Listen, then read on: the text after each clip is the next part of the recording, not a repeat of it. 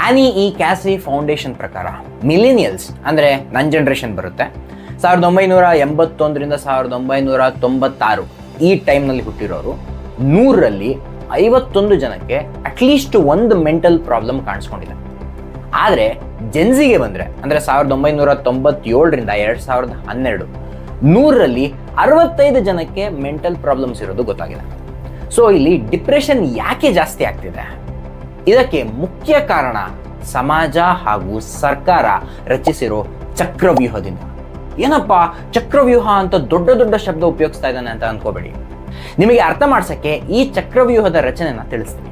Modern education ಅಲ್ಲಿ ಚಕ್ರವ್ಯೂಹದ ಮೊದಲ step education ಇನ್ಸ್ಟಿಟ್ಯೂಷನ್ನ business ಆಗಿ ಕನ್ವರ್ಟ್ ಮಾಡೋದು, ಸ್ಟೂಡೆಂಟ್ನ ಕಸ್ಟಮರ್ ಆಗಿ ಪರಿವರ್ತನೆ ಮಾಡೋದು.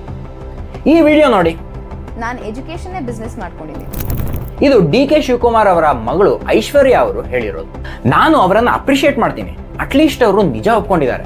ಮೆಜಾರಿಟಿ ಎಜುಕೇಶನ್ ಇನ್ಸ್ಟಿಟ್ಯೂಷನ್ಸ್ ಹೀಗೆ ಆಗಿದೆ. ಆದರೆ ಅವರು ಒಪ್ಕೊಳ್ಳಲ್ಲ, ಇವರು ಒಪ್ಕೊಂಡಿದ್ದಾರೆ ಅಷ್ಟೇ.